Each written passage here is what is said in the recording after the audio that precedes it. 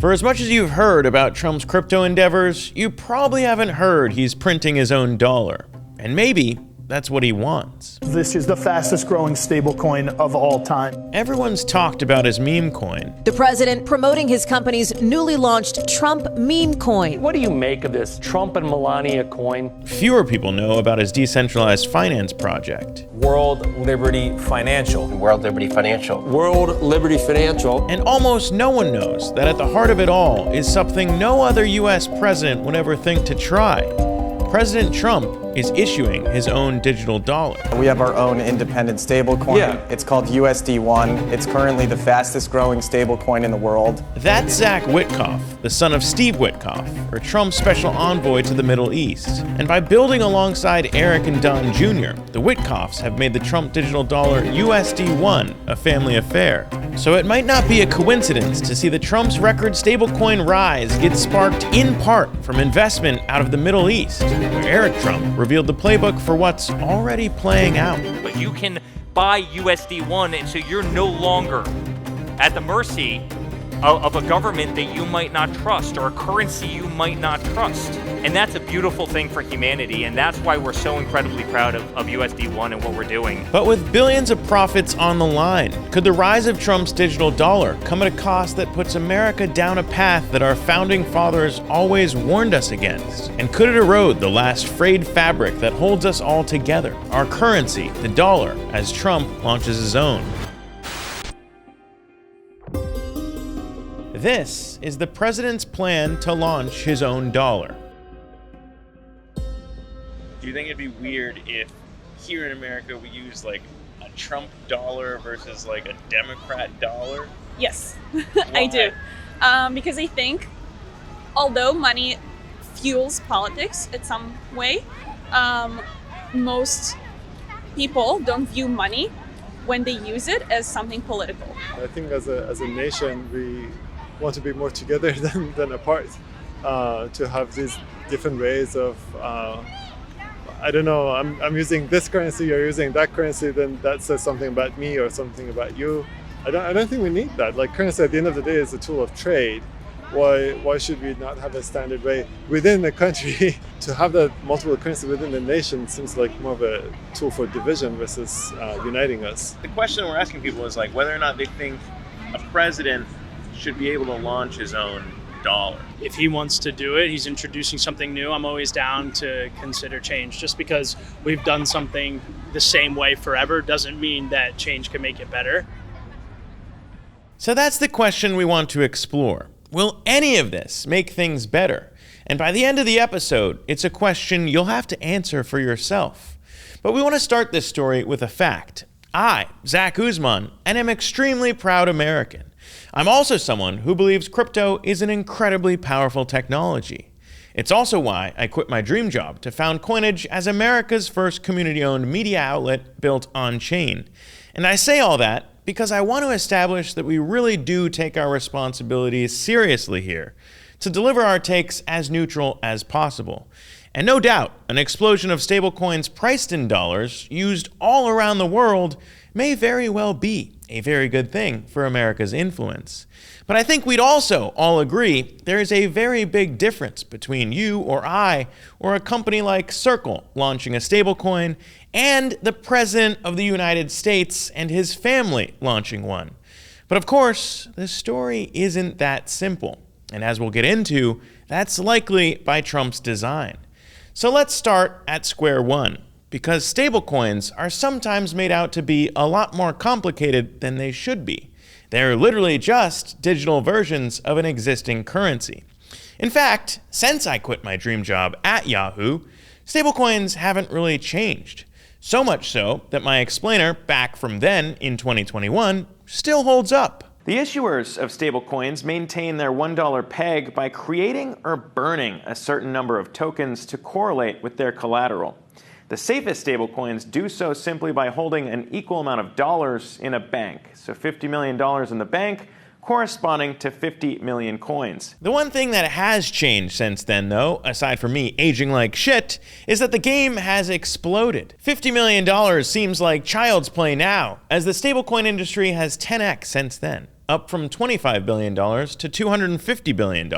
And most people expect that number to 10x again by the end of the decade. The bulk of that is actually just one stablecoin, Tether, the largest stablecoin by market share at about 60% of the market. Just by holding dollars in a bank and issuing tokens that correspond to those dollars in a bank, they made $13 billion in profits last year alone. And Tether CEO, Paolo Ardoino, was unsurprisingly right behind Trump as he signed the Genius Stablecoin Act into law. And even before that, he told us business was booming. Look, we started as a small company, like a couple Italian guys, and we exceeded our expectations.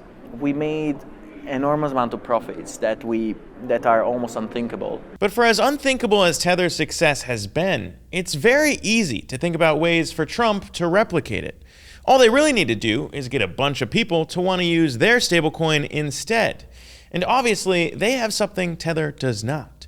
The President of the United States. Oh, and a DeFi platform that builds itself as the only one backed by the President of the United States.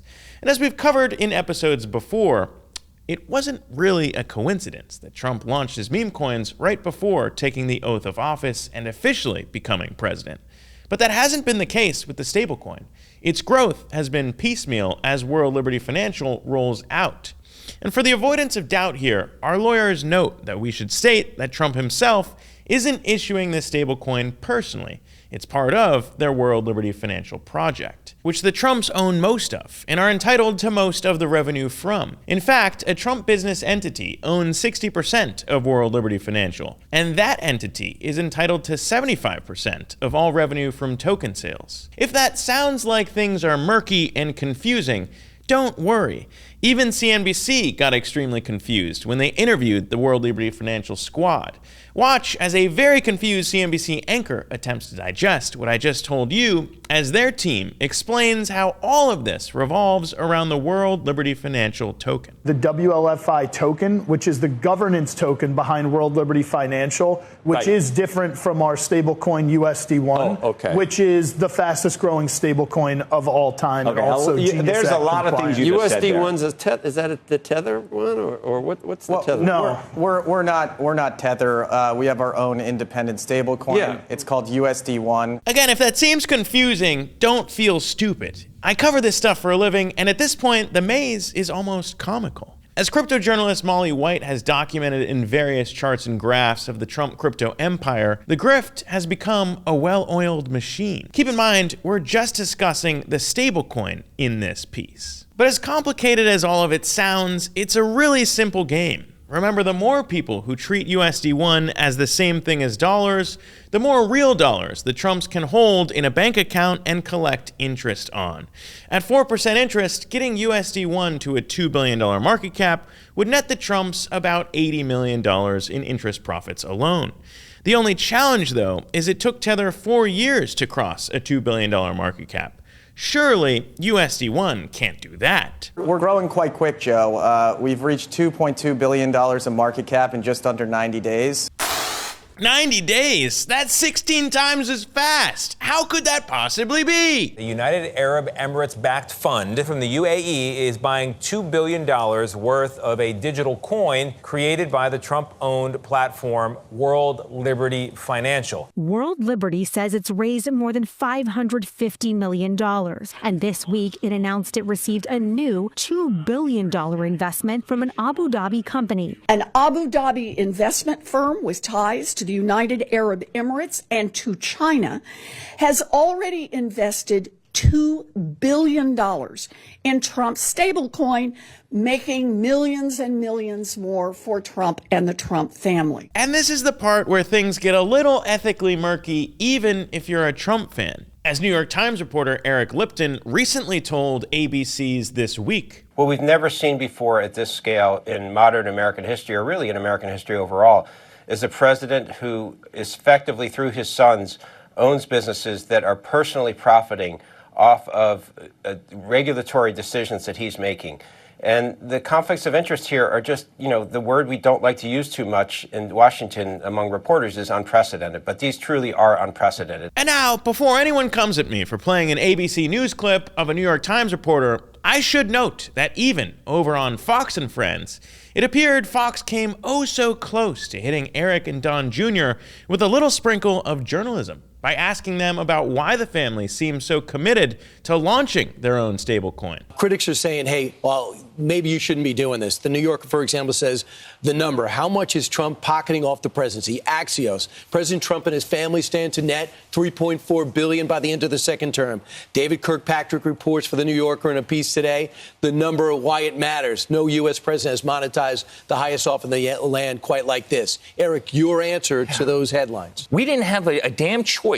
So before my father, won the election, before my father was in office, we started getting into cryptocurrency. The people in cryptocurrency were being debanked just like Trump was being debanked. Right. And you know what? It's become the fastest growing industry anywhere in the world. Are we supposed to stop running our businesses? Are we supposed to stop doing anything? He's not involved in these things. We are running those businesses as we have. All of those answers could be perfectly fine for anyone's sons getting into building a DeFi platform, but it doesn't necessarily answer why the president himself needs to be attached to one, let alone one that's printing its own digital dollar. Because even if it were true that President Trump was actually fully unconnected to anything to do with the crypto project run by his own sons and his Middle East envoy's son, when and if he steps out of office, he'll still be able to continue printing the interest profits on these coins. And look, it isn't even me or Elizabeth Warren or the New York Times calling this out at this point. Even former CFTC chair Chris Giancarlo, who's won the title Crypto Dad for being so crypto-friendly, called Trump's conflicts of interest out when we spoke with him. My own personal ethos is that if you are out there, certainly as a rule maker or overseeing rule makers, I think it's better to have clean hands and benefit indirectly from the rise of the economy and the modernization of our system, as opposed to directly. And at this point, it's extremely hard to argue Trump has anything close to clean hands.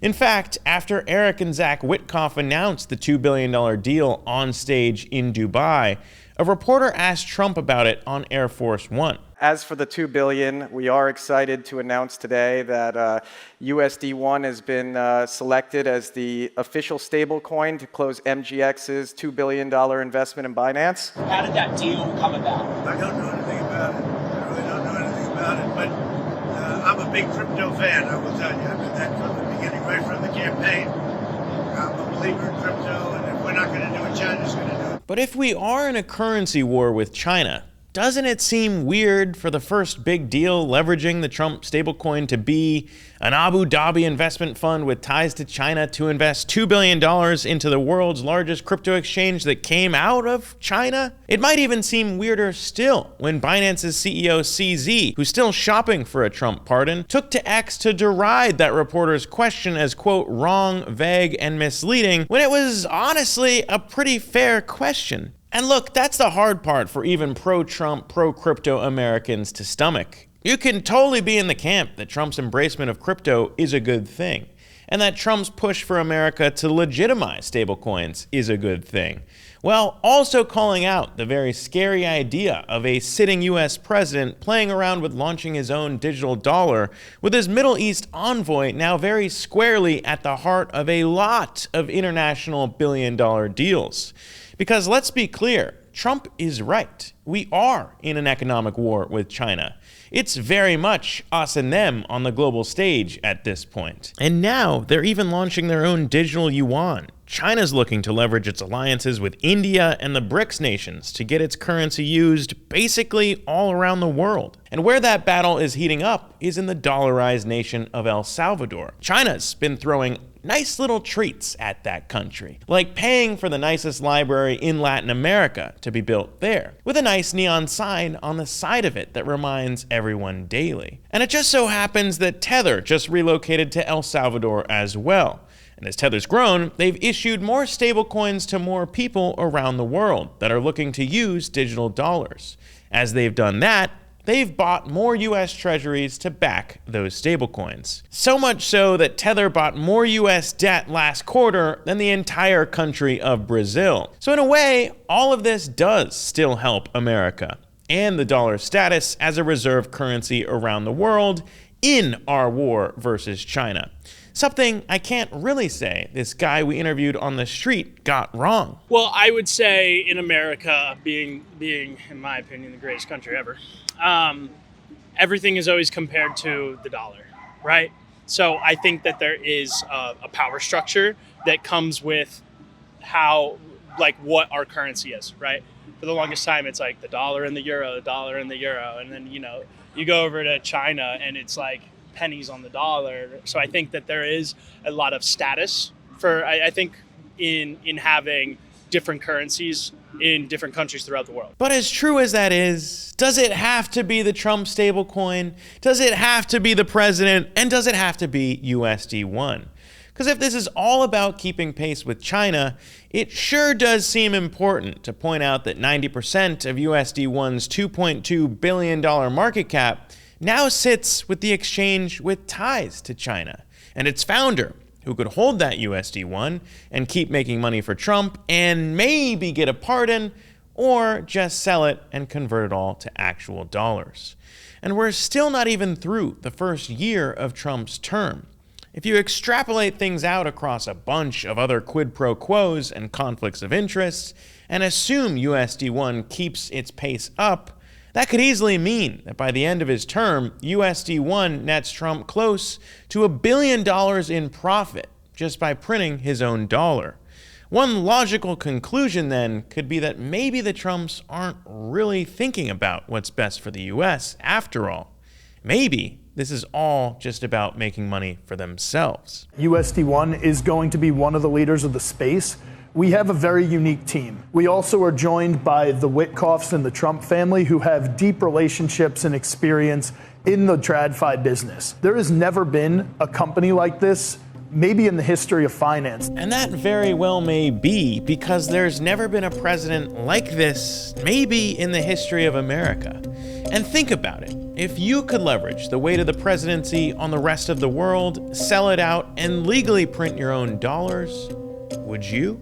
You can buy USD1, and so you're no longer at the mercy of a government that you might not trust. And that's a beautiful thing for humanity, and that's why we're so incredibly proud of USD1 and what we're doing.